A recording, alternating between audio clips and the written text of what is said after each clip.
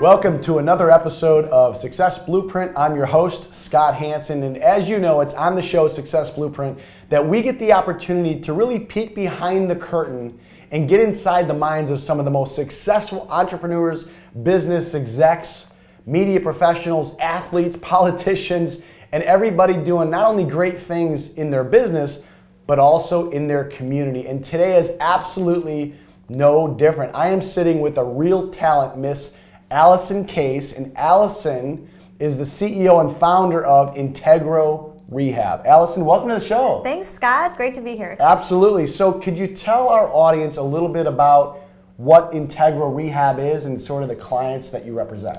Okay. Well, I think the simple answer to that is Integro Rehab is construction. Okay. I'm a general contractor, and we work with investors who want to do some work with properties and make money off it. Okay, cool. So when it comes to analyzing an investment property, and in order to maybe buy and then flip, is there maybe one red flag that you can share with our audience that says, stay away from that property because of this? I would say the silent killer of most deals is marketing time.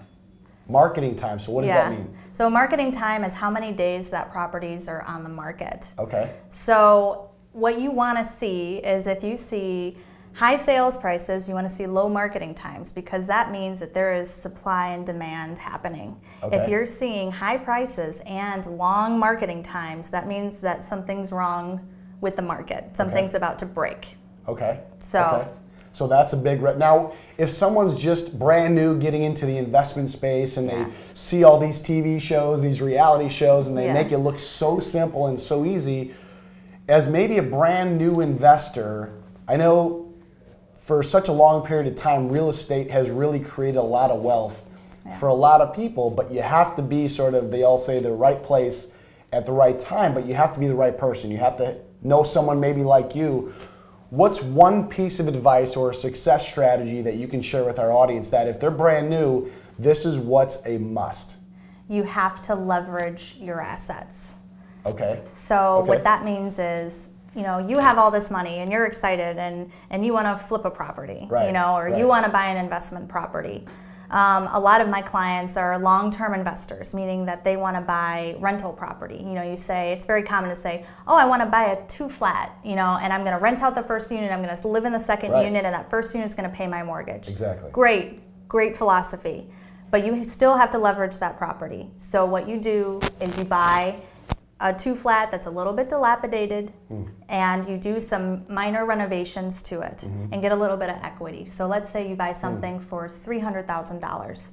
You put $50,000 into it, and then it's worth $400,000. So you're in $300,000, you buy it for $300,000, you renovate for $50,000. You have $350,000 into it, now it's worth $400,000, and you have $50,000 left over. Right. You refinance that property, and you take that $50,000 and you buy something else.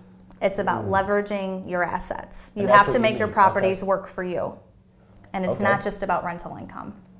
Right, okay, so if someone is watching this, they're saying, I want to flip my property, or I want to get into an investment property because I'm tired of maybe only having a job or having a salary. I want to create wealth. I want to create residual income. Yeah.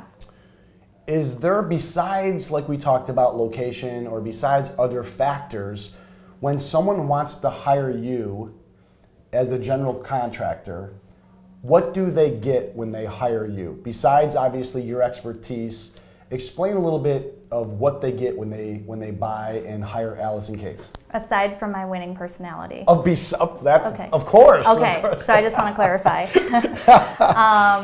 So what they get is, specifically if they want to flip a property and they're saying, okay, I want to make a quick $100,000, which there are no fast $100,000s, but let's say we want to flip a property and make some money. Totally doable. What happens is I have a broker's license, I'm a general contractor, and I'm an investor.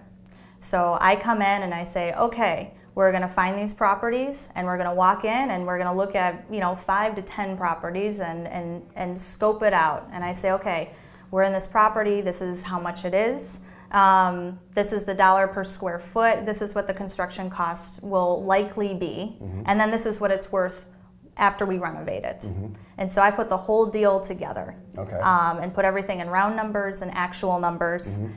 And I provide the package and they provide the financing, and at the end of the day, hopefully we all make money. That's the goal. That's the goal. That's the goal.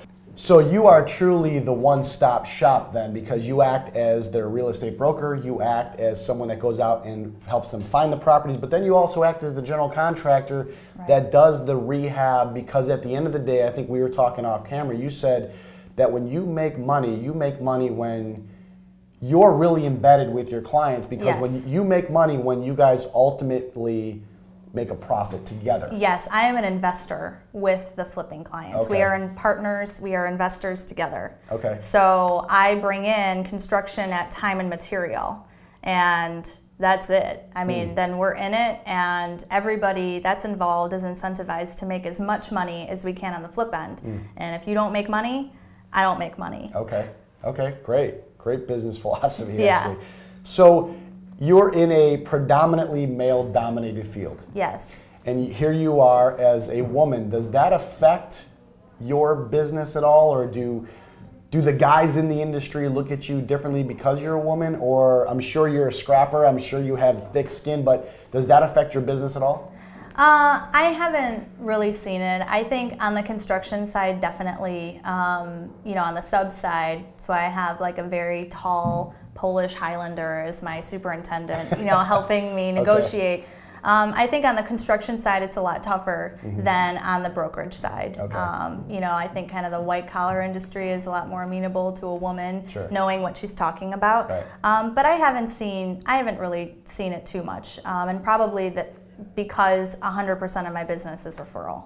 You know, so I'm not going to some random executive and saying, hey, you should trust me, you know, and I'm 5 feet tall. You know, it's kind of a different scenario. Awesome.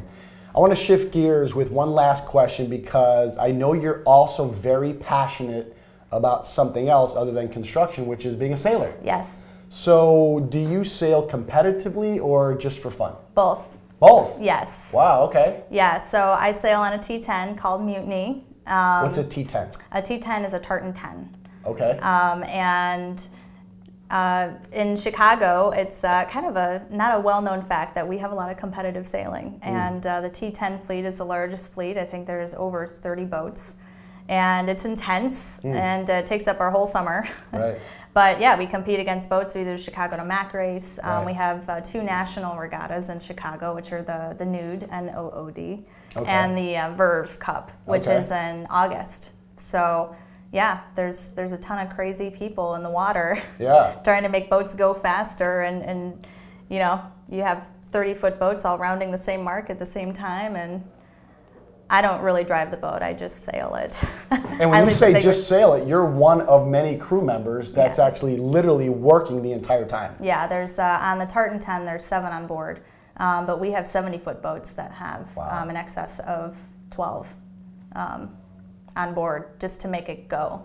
Incredible. Yeah. Not only is she an incredible sailor, apparently, and competitive sailor, but she can also take an investment property and help you make money around it. So, Allyson Case, this has been absolutely awesome, and I really appreciate you coming on Success Blueprint. If people want to learn more about you or your company, or maybe connect with you, how do they do that? You can find me on LinkedIn. I have a blog that you can also find through LinkedIn, and Integro-Rehab.com. Integro-Rehab.com.